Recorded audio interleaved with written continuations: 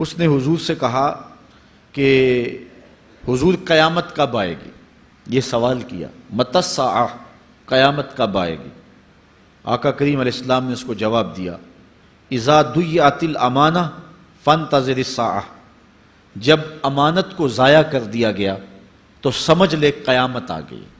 جب امانت کو ضائع کر دیا جائے گا تو سمجھ لے قیامت آ گئی ہے۔ قال کیف اضاعتها، عرض کی حضور امانت کو ضائع کرنا کیا مفہوم رکھتا ہے، اس کا مطلب کیا ہے؟ تشریح پوچھی حضور سے، تو حضور علیہ السلام نے جو جواب دیا وہ سماعت کیجئے۔ قال اذا وسد الامر الى غیر اہلہ فانتظر الساعہ، فرمایا جب معاملات نااہل لوگوں کے سپرد کر دیے جائیں تو سمجھ لے کہ قیامت آ گئی۔ جب مسندوں کے اوپر مسندوں کے حقدار نہیں ہوں گے، جب زاغوں کے تصرف میں عقابوں کا نشیمن آ جائے گا، جب تخت و تاج کے مالک غدار، بے دین اور نااہل لوگ ہوں گے، جب تخت و تاج کی حکمرانی اور مسلح و امامت کے مسند کے اوپر بیٹھنے والے بھی نااہل ہوں گے، تو پھر سمجھ لینا کہ قیامت جو ہے وہ ظاہر ہو رہی ہے، اور قیامت کا پھر انتظار کرنا۔ آج جس زمانے سے ہم گزر رہے ہیں، ہم ذرا نظر اٹھا کر کے دیکھیں تو جس بھی منصب پر ہم کسی شخص کو دیکھتے ہیں، الا ماشاءاللہ کثیر تعداد یہی ہے کہ نااہل لوگ جو ہیں وہ عالی مرتبت مناصب کے اوپر بیٹھے ہوئے ہیں، جو کہ ان کے حقوق کو اور ان کے انتظام کو بھی نہیں جانتے ہیں، جو اس مسند کے تقاضوں سے بھی آگاہ نہیں ہیں، وہ بھی اس مسند کے اوپر بیٹھے ہوئے ہیں۔ ایک زمانہ تھا، یہ ہمارے بچپن کی کہانی ہے، کہ ایک مرتبہ اسمبلی میں بحث ہوئی آبپاشی کے بارے میں، کہ فصلوں تک معقول پانی نہیں پہنچتا اور جو ہے وہ فصل اچھے طریقے سے جو ہے وہ نہیں اگ پا رہی، اور ہمارا ملک زرعی ملک ہے، تو اس کے بارے میں سوچا جائے۔ تو بہرحال اس پہ جب بحث شروع ہوئی تو ایک رکن اسمبلی اٹھا، اس نے کہا کہ پہلی بات تو یہ ہے کہ فصلوں تک پانی پہنچتا ہی نہیں ہے، اور دوسری بات یہ ہے جو پہنچتا بھی ہے وہ بھی راستے میں جو بجلی والے ہیں وہ بجلی نکال لیتے ہیں، اب وہ بجلی نکل چکی ہوتی ہے پانی سے، اب وہ خالی پانی جو ہے وہ فصلوں کو کیا کرے گا؟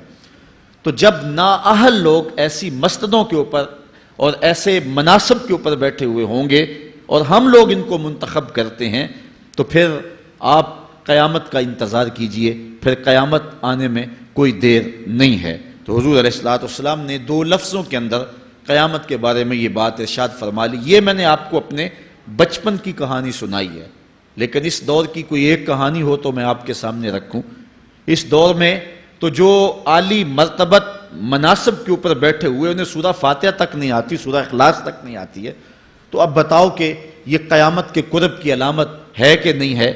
آپ دیکھیں جس تخت پہ بھی، جس تاج پہ بھی اور جس مسند اور منصب پہ بھی جو موجود ہے، کیا وہ اس کا حق ادا کر سکتا ہے یا اس کی اہلیت رکھتا ہے؟ وہ کیا کسی شاعر نے کہا تھا کہ ہر شاخ پہ الو بیٹھا ہے، انجام گلستاں کیا ہوگا؟ اور رومی نے اپنے زمانے میں کہا تھا کہ سگ وزیرو گرگ میرو موشرا درباں شود، این ارکان سلطنت ملک را ویراں شود۔ یہ ایک دردناک کہانی ہے، لیکن قیامت کی نشانیوں کے حوالے سے آپ اس بات کو سمجھیں اور حضور علیہ السلام کے فرمان کی روشنی کے اندر ہم اپنے حالات کا جائزہ لیں۔ حضرت انس رضی اللہ تعالی عنہ سے ایک روایت ہے، کہتے ہیں سمعت رسول اللہ صلی اللہ علیہ وسلم یقولو، میں نے حضور علیہ السلام کو فرماتے ہوئے سنا ہے۔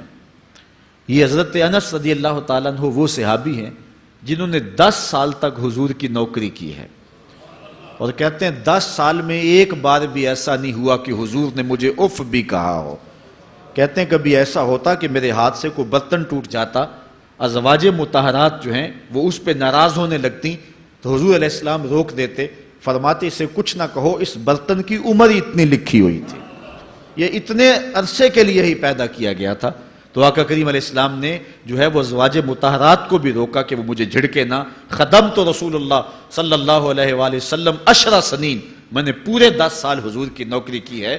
بلکہ جب آپ کہیں گے کہ حضور کے خادم کا نام کیا ہے، سارے صحابی حضور کے خادم ہیں، لیکن نام حضرت انس رضی اللہ تعالی عنہ کا آئے گا، یہ حضور علیہ السلام کے خادم خاص ہیں۔ اور حضور سے بہت ساری باتیں انہوں نے سنی ہیں، تو ان باتوں میں سے ایک بات کہتے ہیں سمیت رسول اللہ صلی اللہ علیہ وسلم یقولو، میں نے رسول کریم صلی اللہ علیہ وسلم کو کہتے ہوئے سنا، ان من اشراط الساعۃ ان یرفع العلم، قیامت کی نشانیوں میں سے ایک نشانی یہ ہے کہ علم اٹھا لیا جائے گا، جہالت پھیل جائے گی، علم اٹھا لیا جائے گا۔ آج لفظ زیادہ ہو گئے ہیں، انفارمیشن زیادہ ہو گئی ہے، لیکن جس کو علم کہا جاتا ہے، جو مومن کے سینے کا جمال اور نور ہے، آج وہ اٹھا لیا گیا ہے۔ آج لوگ کہتے ہیں جی جتنا علم آج ہے اتنا علم پہلے تو نہیں تھا۔ آج کوئی غزالی دکھاؤ، کوئی رازی دکھاؤ، کوئی رومی دکھاؤ، کوئی احمد بن حنبل جیسا شخص دکھاؤ، کوئی محمد بن حسن شیبانی جیسا شخص دکھاؤ، کوئی امام ابو حنیفہ کے نالین کی خاک جیسا شخص بھی دکھاؤ، تو یہ ایک غلط بات ہے کہ جی پہلے زمانے میں اتنا علم نہیں ہوتا تھا، اب علم بہت زیادہ ہو گیا، جی علم بہت زیادہ پھیل گیا۔ علم نہیں پھیلا ہے، یہ چند معلومات ہیں، انفارمیشن کا دور ہے، اور خبریں ہیں۔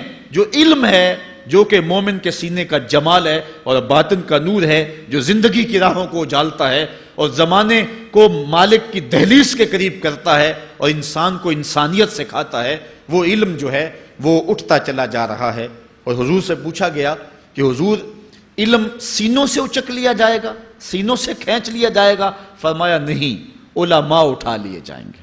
جب علماء فوت ہو جائیں گے تو ان کی جگہ اس درجے کے لوگ نہیں آئیں گے، پھر زوال پذیر سلسلے ہوتے چلے جائیں گے، علم اٹھا لیا جائے گا۔ جب سینے علم سے خالی ہو جائیں گے تو پھر قیامت آ جائے گی۔ اس لیے حضور علیہ السلام کا فرمان ہے، کائنات کی ہر شے علماء کی زندگی کی دعائیں مانگتی ہے، حتی الحیتان فی البحر، یہاں تک کہ سمندروں اور دریاؤں کے اندر مچھلیاں بھی علماء کی زندگی کی دعائیں مانگتی ہیں۔ انہیں پتا ہے علماء ہیں تو کائنات معرض وجود میں آئی تو موجود رہے گی، اگر علماء نہیں ہوں گے تو کائنات جو ہے وہ بالکل قیامت کا شکار ہو جائے گی۔ تو پہلی چیز حضور نے ارشاد فرمایا ان یرفع العلم، علم اٹھا لیا جائے گا، ویکثر الجہل، اور جہالت عام ہو جائے گی۔ علم کی جگہ جو ہے وہ جہالت عام ہو جائے گی۔ آج علماء نہیں رہے ہیں، آج ہم جو ہے وہ انحصار کرنے لگے ہیں چند ٹیلی ویژن چینلوں پہ، اور اس کا نتیجہ کیا ہے کہ مختلف چینلز کے اوپر بیٹھے بہت سارے لوگ گمراہی پھیلا رہے ہیں۔ یہ ایک الگ داستان ہے، ایک الگ کہانی ہے کہ کس طرح سے علم کا گلا گھونٹا جا رہا ہے اور کس طرح جو ہے وہ لوگوں کو گمراہ کیا جا رہا ہے۔ یہ جہالت کی کثرت ہے۔ اور تیسری بات جو حضور نے ارشاد فرمائی، وَيَكْثُرَ الزِّنَا، زنا عام ہو جائے گا۔ نظر کا زنا یہ تو اس زمانے کے اندر برا رہا ہی نہیں ہے، لوگ اس میں کوئی آر ہی نہیں سمجھتے۔ کسی کی بہن اور بیٹی کو دیکھنا اور اپنی آنکھوں کو شہوات سے بھرنا، یہ بندہ محسوس ہی نہیں کرتا ہے۔ حضور علیہ السلام نے ارشاد فرمایا، من زنا زنیا بہی ولو بہی تان دارہی، جس نے زنا کیا یہ عمل اس کے گھر بھی لوٹے گا، اگرچہ وہ اپنی دیواریں اونچی اونچی کیوں نہیں کر لیتا۔ اگر آج کوئی کسی کی بہن بیٹی پر اپنی نظروں کو غلیظ کرتا ہے تو وہ یہ کیسے کہہ سکتا ہے کہ میری بہن اور میری بیٹی کسی کی گندی نظروں کا شکار نہیں ہوگی؟ یہ مقافات عمل ہیں۔ گندم از گندم بروید جو سے جو، از مقافات عمل غافل مشو۔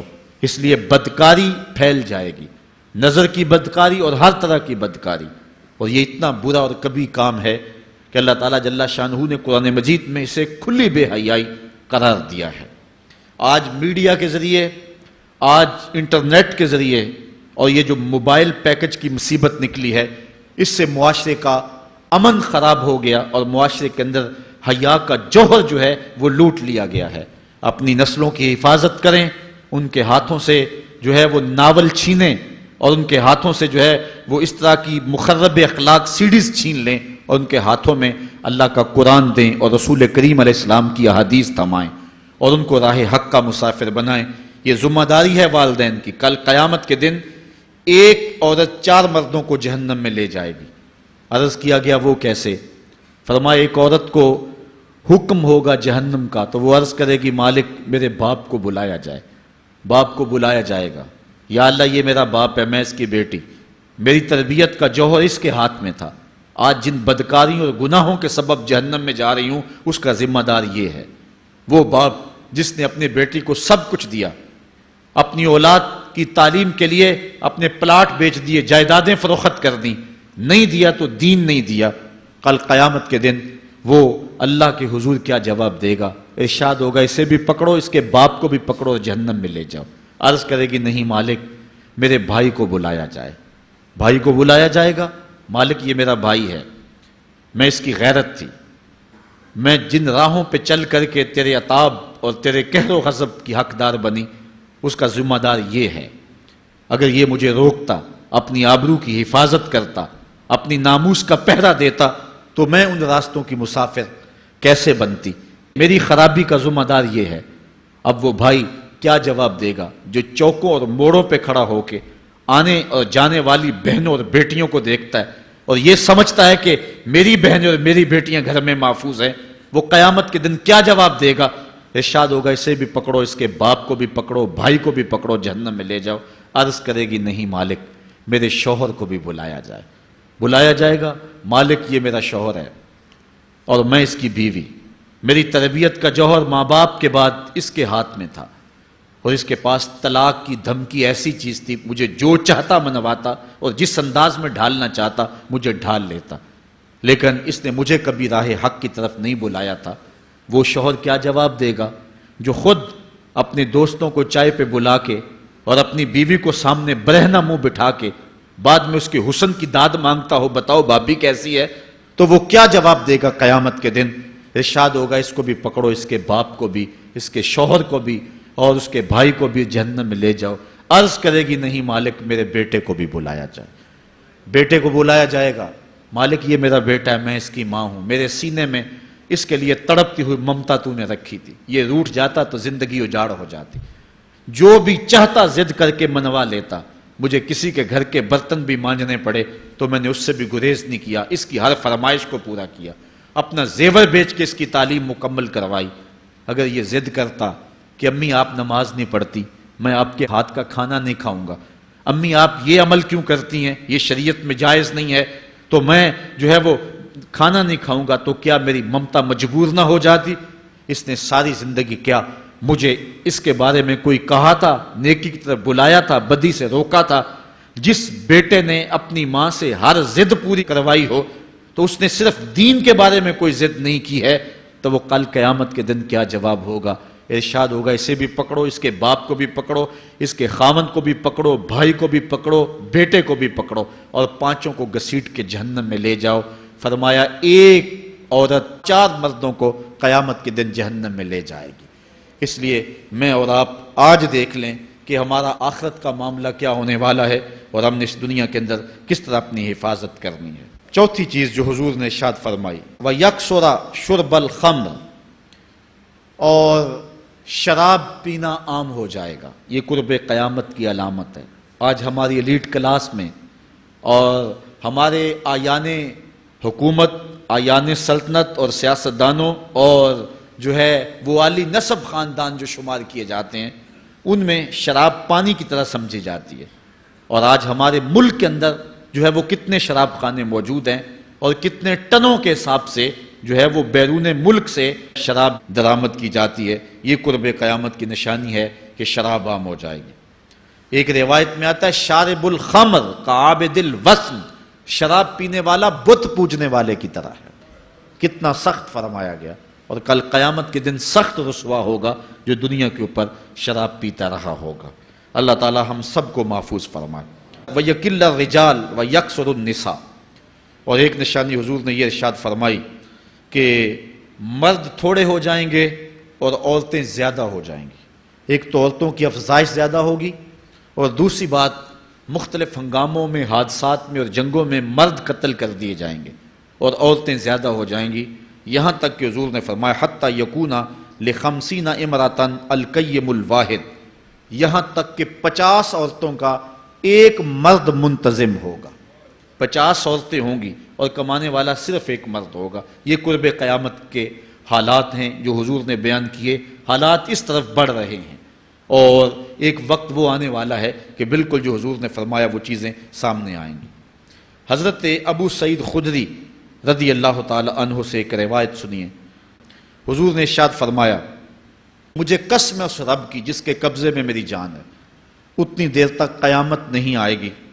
یہ وقت بھی آئے گا کہ جانور انسان سے باتیں کریں گے، انسان ان کی بولی سمجھے گا اور وہ ان سے باتیں کریں گے۔ وَحَتَّى تُكَلِّمَ الرَّجُلَ عَذْبَةُ صَوْتِهِ، اور اس کے کوڑے کی جو رسی ہے، اس کا جو پھندنا ہے، وہ بھی انسان سے باتیں کرے گا۔ وَالشِّرَاكُ نَالِهِ، اور اس کے جوتے کا تسمہ بھی اس سے بات کرے گا۔ يُخْبِرَ فَخِذُهُ بِمَا أَحْدَثَ أَهْلُهُ بَعْدَهُ، اس کا گھٹنا اس کو بتا دے گا اس کے بعد میں اس کے گھر والوں نے جو باتیں کی ہیں۔ یہ حالات پیدا ہو جائیں گے۔ آج موبائل اور جدید ٹیکنالوجی آ رہی ہے تو اس بات کو سمجھنا مشکل نہیں ہے۔ اس زمانے کے اندر جب کہ ان چیزوں کا تصور بھی نہیں تھا، صحابہ نے پھر بھی یقین کیا کہ ہوگا، حضور نے کہا ہے، اور آگے بیان کیا۔ اور آج تو حالات نظر آ رہے ہیں کہ بالکل جو حضور نے بتایا وہ سب کچھ جو ہے وہ ہونے والا ہے۔ حضرت ابو ہریرہ رضی اللہ تعالی عنہ سے ایک روایت ہے، یہ وہ صحابی ہیں جنہوں نے سب سے زیادہ حضور علیہ السلام کے فرامین امت تک پہنچائے ہیں، کثرت کے ساتھ حضور کی صحبت کا دور پایا اور اصحاب صفہ میں سے تھے، زندگی کا ایک ایک لمحہ حضور کی قربت میں گزارا۔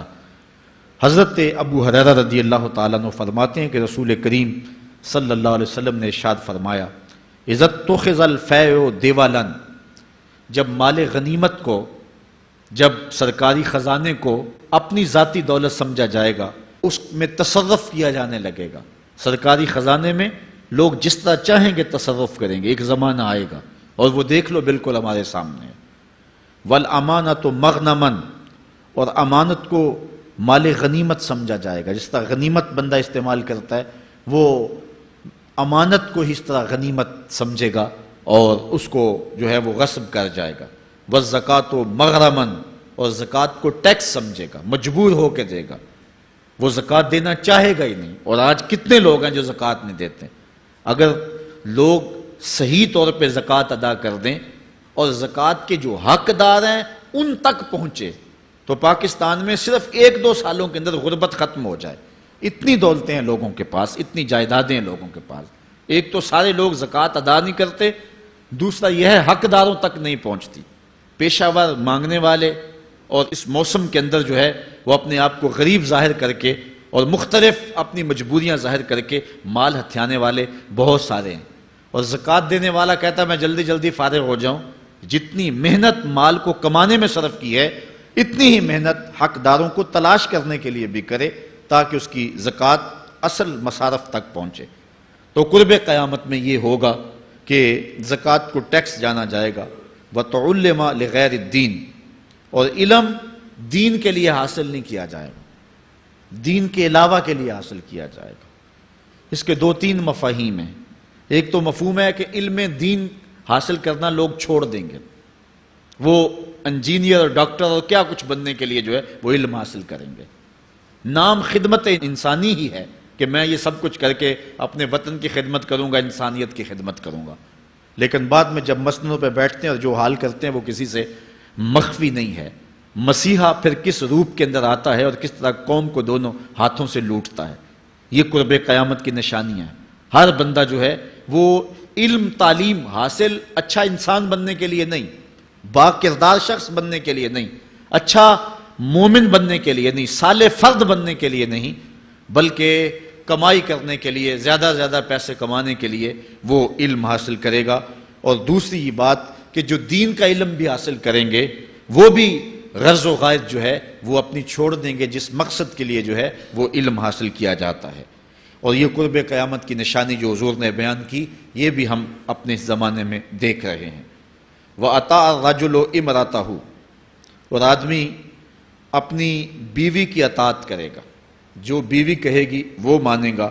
وَأَقَّى أُمَّهُ، اور ماں کو آگ کر دے گا، ماں کی پرواہ نہیں کرے گا، ماں کی نافرمانی کرے گا، بیوی کی بات کو ترجیح دے گا اور ماں کی بات جو ہے اس کو ثانوی حیثیت دے گا۔ بہت بدبخت تو ایسے ہیں کہ جو ماں باپ کو ویسے ہی دقیانوسی کا تانا دے کے کہتے ہیں تمہیں تو پتہ ہی نہیں کسی بات کا، دنیا کہاں چلی گئی، اور ان کی کسی بات کو، کسی مشورے کو اور کسی حکم کو کوئی ترجیح نہیں دیتے۔ لیکن جب بیوی اور ماں دونوں کا حکم مقابلے میں آ جائے تو اس وقت وہ بیوی کے حکم کو ترجیح دیں گے۔ یہ قرب قیامت کی علامت ہے جو کہ ہم واضح طور پہ اپنے معاشرے میں دیکھ رہے ہیں۔ وَأَدْنَا صَدِيقَهُ وَأَقْصَى أَبَاهُ، دوست قریب ہوں گے، باپ دور ہوگا۔ دوستوں کو قربت دی جائے گی، ان کے ساتھ بیٹھنا اٹھنا بھی ہوگا، کھانا پینا بھی ہوگا، گپ شپ بھی ہوگی۔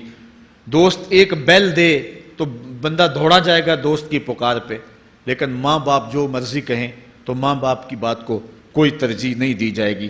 یہ قرب قیامت کی نشانیوں میں سے ایک نشانی ہے، اور اس وجہ سے آج لوگ محروم ہو گئے ہیں اور گھروں میں برکت نہیں رہی۔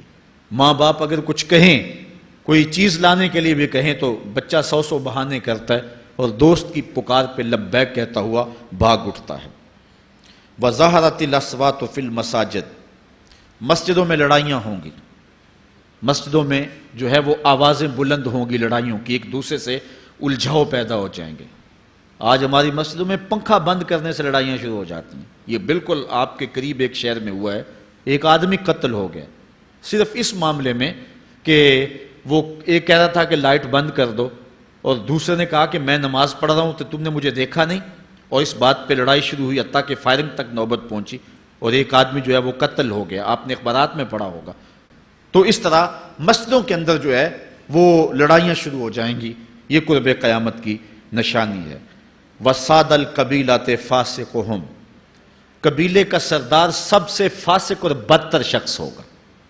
خاندان کا، قبیلے کا، برادری کا وہی سربراہ ہوگا، وہی قائد ہوگا، وہی لیڈر ہوگا، وہی پنچ ہوگا جو جتنا بڑا غنڈہ اور جتنا بڑا بدماش ہے، اس کو ہی جو ہے وہ سرپرستی جائے گی۔ شرافت نام کی چیز ہی باقی نہیں رہے گی۔ شرافت کے بل بوتے پہ آگے نہ کوئی سیاست میں آ سکے گا، نہ کوئی خاندان میں آگے آ سکے گا، بلکہ اب تو حال ہی ہوا کہ ہماری محافل اور آراس کے اندر بھی جو مہمان خصوصی رکھے جاتے ہیں وہ بھی اس اعتبار سے نہیں رکھے جاتے کہ متقی شخص تلاش کرو جس کو مسند صدارت پہ بٹھایا جائے، جس کو مہمان خصوصی رکھا جائے۔ اس میں بھی یہ دیکھا جاتا ہے کہ کس کا اثر معاشرے کے اندر زیادہ ہے، چاہے وہ اثر و رسوخ اس نے منشیات فروخت کر کے ہی حاصل کیا ہو، کس کی دولت زیادہ ہے، چاہے اس نے وہ دولت لوگوں کا خون نچوڑ کے حاصل کی ہو، وہی مہمان خصوصی ہوتا ہے محفل نعت میں، چونکہ وہ پیسے زیادہ پھینک سکتا ہے۔ اور ایک غریب آدمی جو کہ تہجد کی نماز پڑھنے کا بھی عادی ہے، اس کو جوتیوں پہ جگہ ملتی ہے، اس کا قصور صرف یہ ہے کہ وہ غریب ہے اور اس کے پاس حرام کی کمائی نہیں ہے۔ یہ حضور علیہ السلام نے نشانی فرمائی، اور جو آج ہم اپنی آنکھوں سے دیکھ رہے ہیں۔ وَسَادَ الْقَبِيلَةِ فَاسِقُهُمْ، قبیلے کا سردار جو ہے وہ بدتر اور فاسق شخص ہوگا۔ وَكَانَ زَعِيمُ الْقَوْمِ أَرْذَلَهُمْ، اور قوم کا جو سردار ہوگا وہ قوم کا کمینہ ترین شخص ہوگا، یعنی قوم کا جو سب سے کمینہ شخص ہوگا وہ سب سے اونچی والی مسند پہ بیٹھا ہوگا۔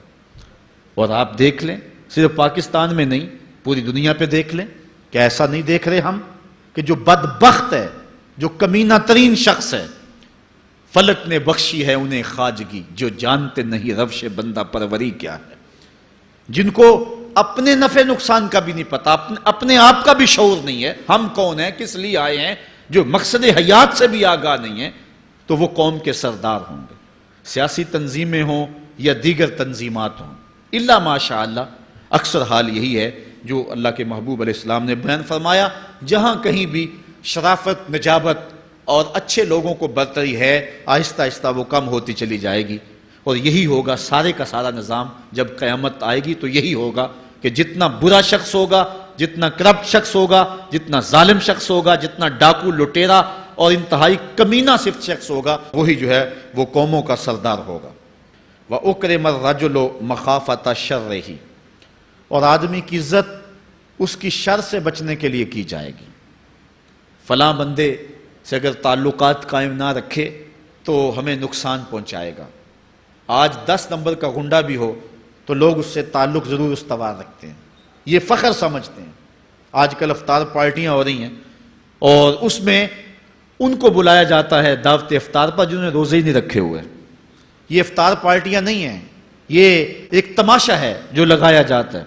اس لیے یہ ایک مزاج ہوگا قرب قیامت میں جس کا بیان حضور علیہ السلام نے کیا، جبکہ ہم ہر روز یہ اللہ سے وعدہ کرتے ہیں، وَنَخْلَعُ وَنَتْرُكُ مَن يَفْجُرُكَ، دعائے قنوت میں کہتے ہیں، اے اللہ جو تیرے حکموں کو توڑتا ہے ہمارا اس سے کوئی تعلق نہیں ہوگا، یہ روز عہد کرتے ہیں لیکن مسجد سے نکل کے اس عہد کو توڑ دیتے ہیں، بلکہ بہت سارے تو مسجد کے اندر ہی توڑ دیتے ہیں۔ وَظَهَرَتِ الْكَيْنَاتُ وَالْمَعَازِفُ، اور گانے والی اور بجانے والی عورتیں اور گیت گانے والی عورتیں، رنڈیاں، یہ جو ہیں وہ گانا شروع کر دیں گی اور یہ عام ہو جائے گا۔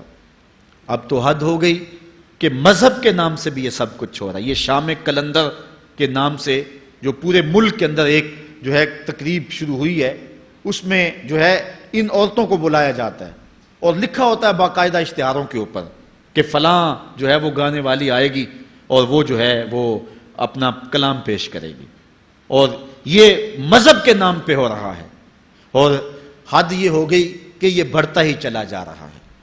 اس کو روکنے کی گو مربوط کوششیں بھی نہیں ہوئی، لیکن ایک ایسا عمل تھا کہ جس کو ہر صاحب شخص برا سمجھتا ہے، لیکن اس کے باوجود یہ پھیلتا چلا جا رہا ہے، اور جو کچھ معاشرے میں ہو رہا ہے وہ حضور علیہ السلام نے پہلے ہی نشاندہی کی۔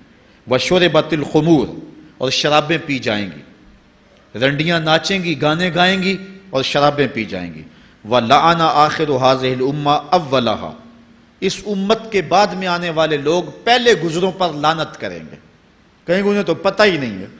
پاکستان کے اندر باقاعدہ آرٹیکل چھپے اخبارات میں کہ محمد بن قاسم جو ہے وہ ڈاکو تھا، سلطان محمود غزنوی لٹیرا تھا، یہ مضامین شائع ہوئے۔ صحابہ کو گالیاں نہیں دی جا رہی، کتنے لوگ ہیں جو صحابہ کو برا بھلا کہتے ہیں، اور حضور علیہ السلام کے والدین طیبین جن کی وساطت سے یہ درے اور گوہر شاہوار ہمیں نصیب ہوا، ان والدین کو ممبروں پہ بیٹھ کے کیا جہنمی نہیں کہا جا رہا؟ تو یہ وہ زمانہ، کیا امام حسین کو باغی نہیں کہا جا رہا؟ پہلے لوگ اندر داخل ہو کے کرتے تھے اور کتابچے چھاپتے تھے، اب آہستہ آہستہ ممبروں پہ بھی آ گئے اور یہ بات کہی جانے لگی ہے۔ اس پر باقاعدہ اجتماعات منعقد ہوتے ہیں، اس پہ کہا جاتا ہے۔ ایک ٹی وی چینل کے اوپر یزید کو جو ہے وہ رحمت اللہ تعالی علیہ کہا گیا، کیا کچھ نہیں ہوا، یہ سب کچھ آپ کے سامنے ہے، یہ حضور نے بیان فرمایا، یہ ہونا تھا۔ آقا کریم علیہ السلام نے ارشاد فرمایا وہ وقت آئے گا کہ جو آخر والے ہوں گے وہ سمجھیں گے کہ ہم ہی جو ہے وہ دیندار ہیں، ہمیں دین کا ٹھیکہ ہے، اور پچھلوں پر لعنت بھیجیں گے کہ انہیں کیا پتا تھا دین کا۔ آج پچھلوں کے عقائد پر حملے ہو رہے ہیں اور انہیں مشرک کہا جا رہا ہے۔ میں نے ایک دن کہا تھا یہ بڑے زور سے کہا جاتا ہے جو یا رسول اللہ کہے وہ مشرک ہو جاتا ہے۔ میں نے کہا دیکھو اس فتوے کا اثر کہاں تک جاتا ہے۔ حضور علیہ السلام کے سارے صحابی آقا کریم علیہ السلام کی موجودگی کے اندر بھی، اور پھر دیکھیے مسلمہ کذاب کے مقابلے میں جو جنگ لڑی گئی، اس جنگ کے اندر حضرت خالد بن ولید نے لکھا کہ کافر بھی اللہ اکبر کا نعرہ لگاتے ہیں، ہم بھی اللہ اکبر کا نعرہ لگاتے ہیں، فرق ہی نہیں معلوم ہوتا اپنا کون سا ہے اور بیگانہ کون سا ہے۔ تو حضرت صدیق اکبر نے لکھا کہ جب وہ اللہ اکبر کا نعرہ لگائیں تم اس کے جواب کے اندر یا محمد آہو کا نعرہ لگاؤ۔ وَقَانَ شِعَارُ الْمُسْلِمِينَ يَوْمَئِذٍ یا محمد آہو، اس دن مسلمانوں کا شعار ہی یہ تھا، جو یا محمد یا رسول اللہ کہتا تھا وہی مومن مانا جاتا تھا، باقی کو تہے تیگ کر دیا جاتا تھا۔ تو اگر یا رسول اللہ کہنا شرک ہے تو پھر سارے صحابی، وہ 10,000 صحابہ جو جنگ یمامہ میں شامل تھے، ان کے بارے میں پھر کیا کہو گے؟ پھر حضرت زین العابدین کے بارے میں کیا کہو گے جو کربلا کے میدان میں مدینے کی طرف منہ کر کے کہہ رہے ہیں یا رحمت للعالمین ادرک لزین العابدین؟ پھر حضرت زینب کے بارے میں کیا کہو گے؟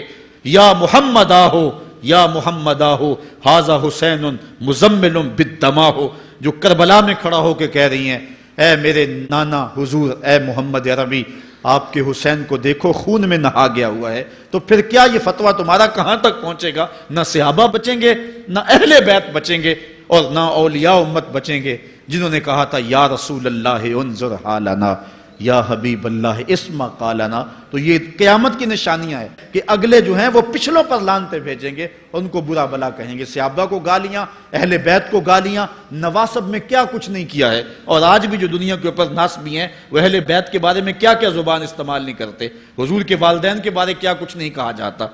تو یہ سب کچھ ہونے والا ہے جو حضور علیہ السلام نے بیان کیا، کچھ ہو رہا ہے اور کچھ تم دیکھو گے اپنی آنکھوں کے سامنے۔ پھر ارشاد فرمایا فَارْتَقِبُوا عِنْدَ ذَلِكَ رِيحًا حَمْرَاءَ وَزَلْزَلَةً وَخَسْفًا وَمَسْخًا وَقَذْفًا وَآيَاتٍ تُتَابِعُ كَنِظَامٍ قُطِعَ سِلْكُهُ فَتُتَابِعُ۔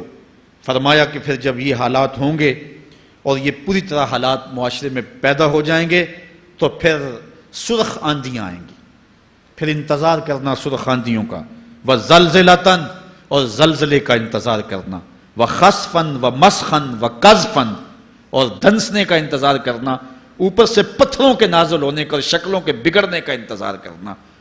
اور آگے فرمایا وآیاتن، اور ایسی نشانی آئیں گی ایک دوسرے کے پیچھے آئیں گی، جس طرح تسبیح کا دھاگا ٹوٹ جائے تو پیدل پہ اس کے دانے گرتے ہیں، تو یہ سارے عذاب جن کا ذکر حضور نے کیا میں مسلسل اوپر نیچے یہ تمہارے تک پہنچیں گے۔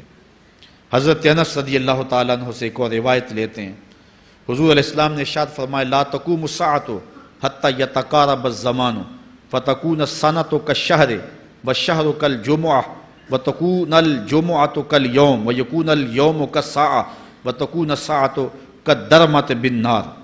فرمایا جب قیامت آئے گی اتنی دیر تک قائم نہیں ہو سکتی جب تک زمانے مختصر نہیں ہو جائیں گے، زمانے سمٹ نہیں جائیں گے، حتیٰ کہ سال مہینے جتنا ہو جائے گا، اور مہینہ ایک جمعۃ المبارک جتنا ہو جائے گا، اور ایک جمعہ ایک دن جتنا ہو جائے گا، اور ایک دن ایک گھڑی جیسا ہو جائے گا، اور ایک گھڑی ایسے ہوگی جس طرح آگ کا شعلہ جلایا اور وہ بجھ گیا۔ اور آج آپ دیکھ نہیں رہے کہ دن کتنی جلدی گزرتا۔ کسی زمانے میں ہم گرمیوں کی چھٹیاں کاٹتے تھے تو گزرتی نہیں ہوتی تھی گرمیوں کی چھٹیاں، لیکن آج آپ دیکھیں یہ دوپہر نہیں گزرتی ہوتی تھی رمضان المبارک، گرمیوں کے روزے جب ہمارے بچپن میں آئے تھے تو دوپہر نہیں گزرتی ہوتی تھی، لیکن آج وہی گرمیاں ہیں، لیکن ادھر سے سورج طلوع ہوتا ہے ادھر سے غروب ہو جاتا ہے۔ وقت سمٹ گئے، زمانے سمٹ گئے، اور یہ قرب قیامت کی نشانیاں ہیں۔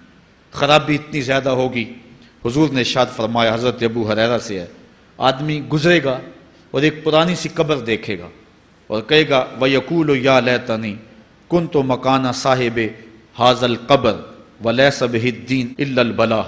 فرمایا انسان قبر کے قریب سے گزرے گا تو گزرتے ہوئے وہ ٹھنڈی آہ بھر کے کہے گا کاش کہ اس قبر کا مکین میں ہوتا، اور فرمایا دین سوائے آزمائش کے اور کچھ نہیں رہ جائے گا۔ یہ قرب قیامت کی وہ نشانیاں ہیں جو حضور علیہ السلام نے بیان کی۔ ایک اور نشانی حضور علیہ السلام نے بیان فرمائی کہ قرب قیامت کے اندر دین کا کام بھی درہم و دینار سے ہوگا۔ اس کے دو مفاہیم ہیں، ایک مفہوم تو یہ ہے کہ دین کا کام کرنے والے بھی پیسے ٹگے کے بغیر جو ہے وہ ایک قدم نہیں چلیں گے۔ کیا آج 2-3 لاکھ روپے نعت پڑھنے کے نعت خواں وصول ہم سے نہیں کر رہے؟ اور آج جو ہے وہ کیا دین کوڑیوں کے عوض بیچا نہیں جا رہا؟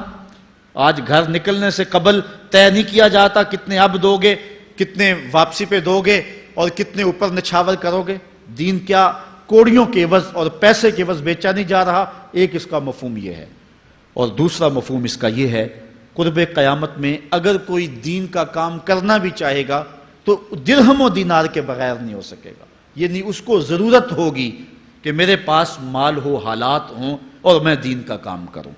اگر اس کے پاس حالات نہیں ہوں گے تو دین کا کام اس کے لیے کرنا مشکل ہو جائے گا۔ جس طرح کسی زمانے میں علماء برگد کی چھاؤں میں بیٹھ کے اور لوگ ان کے پاس بھی آ گئے، کوئی وسائل کی ضرورت نہیں تھی، وہ پڑھا سکتے تھے، لوگ بیٹھ گئے۔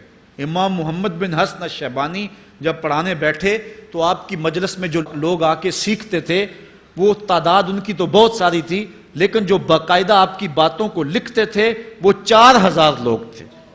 4000 کلمے اور دواتیں حضرت امام محمد بن حسن شیبانی کی مجلس کے اندر پڑھی ہوا کرتی تھی، اور باقی جو لوگ تھے حضرت غوث اعظم سیدنا شیخ عبد القادر جیلانی علیہ رحمہ، آپ جب تشریف لائے ملا علی قاری نے نزہۃ الخاطر الفاتر فی مناقب شیخ عبد القادر میں لکھا ہے کہ آپ کی ایک ایک مجلس کے اندر 70 ہزار لوگوں کا اجتماع ہوا کرتا۔ آج تھوڑے لوگ اکٹھے ہو جائیں تو ہم خوش بھی ہوتے ہیں اور حیران بھی ہوتے ہیں، اتنے لوگ اکٹھے ہو گئے۔ میاں ضرورت ہے لوگوں کی کہ وہ دین سیکھیں، وہ جائیں ایسی مجالس کے اندر، لیکن لوگ سمٹ جائیں گے، نہیں جائیں گے۔ وسائل کی ضرورت ہوگی، وہ برگد کے درخت کے نیچے بیٹھ کر کے بھی لوگ جو ہیں وہ علم کا چراغ روشن کرتے تھے۔ جب لارڈ میکالے نے نصاب تعلیم مرتب کیا اور درس نظامی کو اور جو ہے عصری علوم کو الگ کر دیا، تو یہ علماء ہی تھے کہ جنہوں نے برگد کے درخت کے نیچے، پیپل کے درخت کے نیچے بیٹھ کر کے علم کے چراغ کو روشن رکھا۔ لیکن آج اگر تم ایسا کرنا چاہو گے تو کیا ممکن ہوگا کہ اس چراغ کو تم روشن رکھ لو؟ آج وسائل کی بہر صورت ضرورت ہے، اور آج سے صدیوں قبل علماء نے یہ فتویٰ دیا تھا کہ صدقہ کرنا، زکوٰۃ ادا کرنا یا دیگر امور خیر میں خرچ کرنا بڑا نیکی کا کام ہے، لیکن سب سے بڑا نیکی کا کام اس دور کے اندر آج سے قبل علماء نے فتویٰ دیا تھا کہ دین کے طالب علموں پہ خرچ کرنا ہے. ان پہ اگر خرچ کریں گے تو یہ وہ ایک ایسا موقع ہے کہ جس سے آپ جو ہے وہ حقدار تک حق بھی پہنچا لیں گے اور اس سے دین کو بھی تقویت ہوگی. آفاق کے ہر ہر گوشے میں قرآن سنا کر دم لینا، اب رکنا نہیں، اب تھمنا نہیں، فردوس میں جا کر دم لینا. آفاق کے ہر ہر گوشے میں قرآن سنا کر دم لینا، اب رکنا نہیں، اب تھمنا نہیں. بسم اللہ الرحمن الرحیم. ہم جہد و عظیمت کے راہی، ہم جہد و عظیمت کے راہی، منزل پہ جا کر دم لیں گے، میدان عمل میں نکلے ہیں، میدان عمل میں نکلے ہیں، باطل کو مٹا کر دم لیں گے. ہم جہد و عظیمت کے راہی، منزل پہ جا کر دم لیں گے. آفاق کے ہر ہر گوشے میں، آفاق کے ہر ہر گوشے میں قرآن سنا کر دم لیں گے. اب رکنا نہیں، اب تھمنا نہیں، اب رکنا نہیں، اب تھمنا نہیں، فردوس میں جا کر دم لیں گے. ہم جہد و عظیمت کے راہی، منزل پہ جا کر دم لیں گے، میدان عمل میں نکلے ہیں، باطل کو مٹا کر دم لیں گے. اس دارالعلوم کی ایک ایک اینٹ میں پیار بھرا ہوا ہے، درد بھرا ہوا ہے، تو اس کے لیے دعا گو رہیں، اپنے تعاون سے بھی نوازتے رہیں.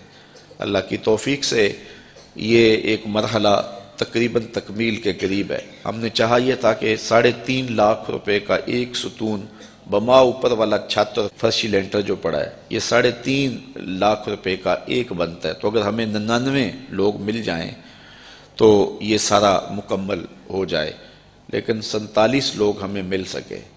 چونکہ 3.5 لاکھ روپے ہم نعت خاں کو دے لیتے ہیں، مدرسے کو دینا ہمارے لیے مشکل ہے، ہمارا مزاج ایسا بنا ہوا ہے. تو پورے ملک کے اندر اتنے لوگ ملے، اللہ ان کے رزق میں بے پناہ برکتیں عطا. باقی جن لوگوں نے انفرادی طور پہ کوشش کی، 2، 5، 7، 8، 10، 20 ہزار جتنی توفیق کوئی شامل ہوئے، تو یہ اتنا کام مکمل ہوا. اور یہ تھوڑا سا حصہ ہم نے یہ کچھ قرض لے کر کے ڈالا ہے، اور آگے والا حصہ بھی ہم نے جو ہے وہ تعمیر کرنا ہے. جب اوپر والی چھت کا مرحلہ پہنچے گا تو ایک ستون بما چھت کے صرف 2 لاکھ روپے تک جو ہے وہ ممکن ہوگا. احباب اگر اس حوالے سے جو ہے وہ تعاون فرمائیں. جامعۃ المصطفیٰ کے جو ماہانہ اخراجات ہیں اس سلسلے کے اندر باہر سے معاونت فارم اگر وصول کر لیں، ایک بچے کا اوسط خرچہ تقریباً 1200 سے 1500 روپے تک ہے. اگر ایک بچے کا خرچہ اپنے ذمے لے لیں، ہمارا نمائندہ ہر مہینے وصول کر لے گا، تو یہ ایک تعاون کی صورت ہوگی. بہرحال جس طرح جس سے بن پڑے، اپنے مرحومین کے اصالِ ثواب کے لیے، اس کی تعمیر کے لیے آپ نے کوشاں رہنا ہے. جس نے ایک پائی بھی اس جامعہ کے لیے خرچ کی، اے اللہ اس کو جزائے جزیل دے. جس نے گزرتے ہوئے پیار کی نظر سے دیکھ بھی لیا، اس کو بھی جزائے جزیل عطا. I wish someone would fully support me too. I would have become a big YouTuber by now, sharing my passions and connecting with people from all over the world. میرے آقا کی آمد پہ لاکھوں سلام اربون سلام. چلو اقصا میں تم کو میں دکھاؤں امام انبیاء میرا نبی ہے. Look at the colors on that building over there. It's amazing. Wait, look at that over there.